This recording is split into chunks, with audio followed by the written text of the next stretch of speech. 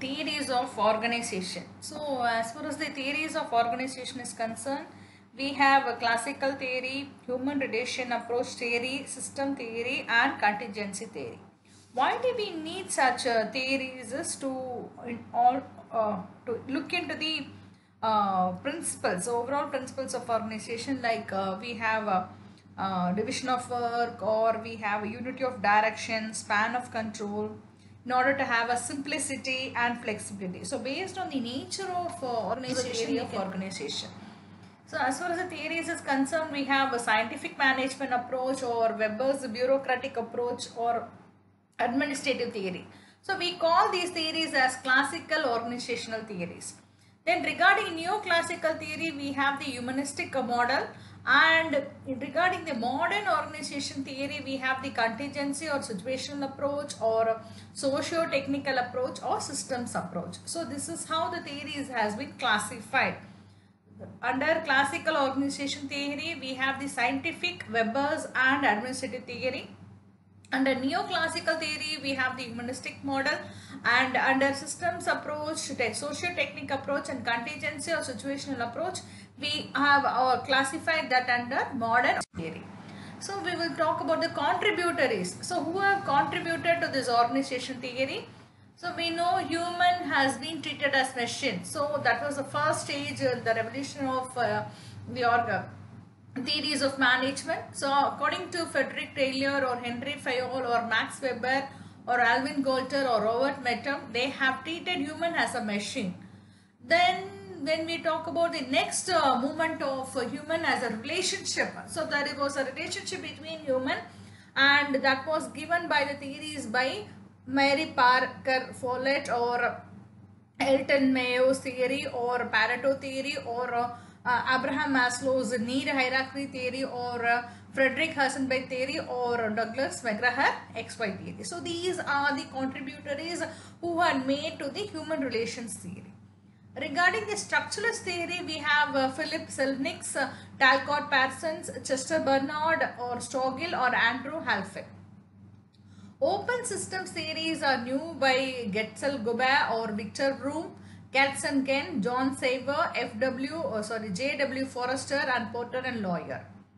And regarding the contingency theory, so we have the Ohio State University theory by Stockdale, Hausen, Mitchell, Black and Morton, Friedler, Hersey, and Blanchard theory. So this Hersey and Blanchard theory has also contributed to the organization behavior also. So based on these theories, we have classified the Now first we will talk about the oldest theory, that is the classical organization theory. This classical organization theory, as we know, it is the oldest theory, and it has come into existence by the writings made by the thinkers like Taylor and Fayol. The aim of this theory is to look into productivity and try to accomplish the organization structure. So here what they do is they are treating human as a machine. So individuals who are working are being viewed as a machines. So they are like components for the machine. Then the efficiency can be increased. So this is what has been believed from the classical organization theory, that the efficiency of the organization can be increased by making each individual work more efficiently. So all these are being categorized under rules and regulations. So based on the rules and regulations, we have the division of labor, then standardization of the role, assignment of task and responsibility, and we have to look into the hierarchy of authority, then control through hierarchy, how orders and disciplines are maintained inside the organization. So this is how we have the classical theory. And regarding the advantages of this theory, as we know, it is trying to prevent overlapping of authority, and they follow some rules and regulations.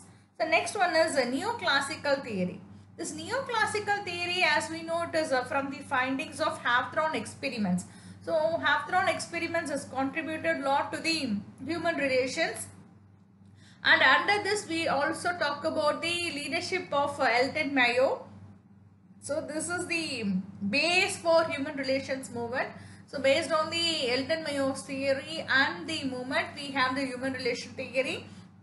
And this is more focusing on human beings. So as I told you, we talk about the human beings and their behavior, organization behavior inside the organization, and human beings are not treated as a machine, they are treated as a fact that is essential for the organization, that is they have some relationship with the organization, and they are mostly influenced by the formal and informal relationship which is existing inside the organization. This is with respect to neoclassical theory. So what are these? We talk about the elements. So what is inside the neoclassical theory is, as we know, we have individuals, or we have the work group, orientation, motivation, leadership, development of the employee, then participative management. As we know, in neoclassical theory, we are talking about individual as a human relation factor. So we will look into the individual as an individual or a member to a work group. They are also actively participating in management. They have been oriented and they are being motivated, and they have to acquire some leadership skill in order to attain the development. Then we will talk about the difference between classical and neoclassical theory. As we know, in classical organization theory, that is the single best way is to design the organization. So here what we do is, it is based on the assumptions. So what is the assumption is that managers need to have some close control. So there is a need for close control of managers over their subordinates, and they design the structure like a that is a tall hierarchy, and they have a narrow span of control. So we know what is a narrow span of control and a tall hierarchy. All this have been already discussed in previous YouTube's channels, which has been posted by me videos, so you can refer to it. And regarding the neoclassical organization theory, here we have a wide span of control. So we have designing with a flat hierarchy. So here what is it? That is, we are making some improvements over the classical organization theory, and it is not only economic effectiveness but also employee satisfaction. As we know, in neoclassical theory, we are talking about employee orientation, leadership skills, motivation, employee development. So we have to look into the employee satisfaction. That is the foremost thing, goal that is fixed by the industrial organization. So here what is being done is, managers do not have carefully monitor the subordinates, but what they do is they design the organization structure in a flat hierarchy with a wide span of control. So that is the difference between classical theory. And for better understanding, we have the difference with respect to distinction of points. First one is focus. So in classical approach, as we know, the functions and economic demand of worker are more focused. But in neoclassical, we are having some human relations. So human relation is with respect to human qualities, that is emotions, feelings, attitudes. In classical approach, the structure is impersonal and mechanistic. But in neoclassical theory, as we know, we have a wider span of control, that is socio-system. Then application is, in classical we have an autocratic management, and they have to follow the strict rules and regulations which are already discussed. But in neoclassical approach, even the subordinates, as we have a wide span of control, they have some contributory, that is called as democratic process, or they even to be part of the participative management. In classical approach, the emphasis is more on the discipline and rationality, but in neoclassical approach, we look into the social demands. So social demands, as we know, human relation, we look into the motivation, satisfaction, and motivation, satisfaction, and leadership quality, development. It gives more personal security and social demand. The goal of the worker is, in classical approach, they want to have maximum remuneration and reward. But in neoclassical approach, we know the organization goal is fixed in such a way that the employee tries to achieve his goal, organization goal, and in turn achieve his own goal. Then about the men who are working, we are talking about economic being in classical approach, and in neoclassical approach they are called as a social being. and the content is developed by scientific management, administrative management and bureaucratic management in case of classical approach. And in neoclassical approach we have the Hawthorne experiment, human relation movement and organizational behavior. The relationship in classical approach is formal highly because they have the rules and regulations and the structure. They have a hierarchy structure. But in neoclassical approach we have a wider span, and this is called as more informal, and the nature it is mechanistic and it is organistic. Now we move on to the next slide, is definition of systems theory. So we know organization, the human system of thing is there is a cooperation, coordination which is assembled, and it is having identified boundaries. So you can try to coordinate and cooperate the human system in order to achieve the goals or objective. So this theory, systems theory, it is giving a simple way. So it is a very simple model organization where there is a more focus on structure and relationship, that is the interdependence.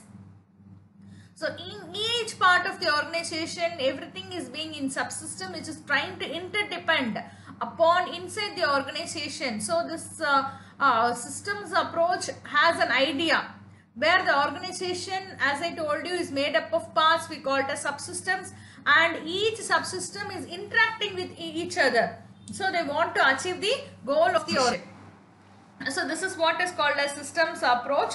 And in systems approach what we have it is everything is in the form of parts, that is we call it as subsystem, and the organization what is done is all these subsystems are put together and called as a larger system, and there is an interrelationship among the parts of each system. So there is an interrelationship, and that there is a change. So if there is a change in one part, there will be a change in another part also. So this is how the organization system theory has been arranged. So this is an open system where there is an interactive within the environment, and they are trying to adopt and try to improve the improvisation.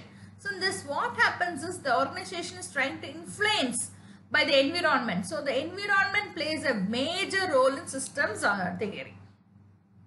And in order to have an effective organization, the focus should be on the external environment, and we have to take some steps in order to adjust to the changes. So as I told you, there are more changes, and in system theory we try to adopt to those changes in order to remain relevant in this industry. And it is like connectivity. So there is an interconnected, interdependent parts or subsystems in the or a systems theory. So if suppose as I told you, if one thing is affected, then there will be a change in another. So because there is an interdependence between each subsystems, and it is not possible as we know, because there are a lot of clues over there. So we have to have some clues in order to arrive at or understand everything about the system. So the systems theory's perspective is, it is more interrelated, and as I told you, it is having a functionality of many subsystems, as we call it as subsystems or elements or parts. And it is an open system, so there is an interaction between external environment. And regarding closed system, the organization that does not interact with environment. So when we have an open system, there is an opportunity to interact with the environment. When we have a closed system, there is no interaction with the environment. The subsystem is because of independence on each other, there is a subsystem and interconnectivity between each subsystem. In human relations theory, so as we know, there is a concept of economic man and role of structure of formalization has been defined by the classical approach through Hawthorne studies. So this human relation approach, what they do is, there is a more focus on worker. So worker is a human being. So we have to treat worker as a human being, and he is a member of the team. So the studies were conducted in Western Electric Company by Hawthorne, and it was done in the Harvard Business School. So the study has been conducted in 4. So based on this study, they have come to a conclusion that non-economic reward, that is playing a major role in making a worker to attain the work, and he is willing to work. Then the contribution, what is being done, that is the output, result, is determined based on the physical capacity. So physical capacity and his willingness to work is a major thing, and they form a formal and informal group. That is when commonly called, we have a formal group, but in case of human relation theory, they have an informal groups. And these informal groups, you know why it has been formed? It is formed as a social nature of workers. So what the manager should do, he should try to encourage. So how he should be encouraging? He will be trying to encourage, and in order to encourage, what he does is he tries to promote and form an informal group. And this informal group is being supplementary, will be supplementary, and it will be strengthened by the formal group. So formal group is formed because of the hierarchy, and informal group is formed because of the relationship which is existing between the employees. That is the human relation theory. Now when we try to follow, that is they have a formal group, and based on which there is an informal group which is formed, what they do is they try to channelize and communicate between the formal and informal groups. So that is having more strength in the human relation theory. And when we have a better relationship, that is there is a relationship which is existing through communication mode between formal and informal group, they are having more task related objectives, and their style of leadership is only focusing on accomplishment of the task, which we call it as task orientation. Now what the result is, there is a worker participation. So that is more essential, and it is trying to strengthen and appreciate the human assets. So they are trying to give a training and development, which you call it as a knowledge capital, and they try to establish and maintain organizational structure, which is much essentially needed in order to attain the relationship between the employees who are working there, or managers and subordinates. And we have to have a fair and acceptable efficient leadership. As I told you, here the leadership is more focusing on task orientation, because there is a relationship, and this relationship is trying to motivate to a task oriented style of leadership, and there is an opportunity for expression and voice of management. So it is like providing the key to managers to understand the situation. When monetary, as we know, always monetary cannot bring in the satisfaction. So when monetary incentive fails, we talk about the human relations theory. And it is also helpful to understand, and that is to have a check. So here what we do is we try to have a virtual check on the movement of trade union. Even we can have a responsive code, like what we do is we try to find out or explore the new dimension of organization. So the principles behind human relation theory is, as we know, it is a human relation theory is characteristic. We have a shift. So we are talking about emphasize, that is the task is being moved to the worker. So the worker is given more importance, and we even look into physical contributions. So we give more inclusive for creativity, cognitive behavior, and the emotional aspects of workers. This is much importance, which has a more relevance, because every human being has their own creativity, they have their own behavior, they have their emotions. So the emotions or that is more emphasized. So emotions of the workers are more having more contributions, and they also think about more dyadic, that is we are trying to conceptualization of the communication. As I told you, there is a more chances of two-way of communication, and the social relationship is being the heart of the organizational behavior, because it is trying to bring in more effectiveness of the social well-being of the workers, because there is an informal group, as I told you, and there is a task-oriented leadership that is trying to bring out a social relationship. That is what is the base or the main thing of the organization behavior. And there is a voice which can be raised. So there is an opinion, or there is opinion can be given from the workers, or there is a chance for the workers to communicate their opinions. Even they can give their complaints, suggestions, or sometimes they even can give their feelings. That is, when they give suggestions, or somebody is listening to us, somebody is asking our opinion, somebody is there to make her feel comfortable, where we can make a complaint, that will give a feeling. That feeling is much more there in the human relation theory. This feeling is trying to help us increase the level of satisfaction. So the workers who are working are having more satisfaction, naturally we will have a better production.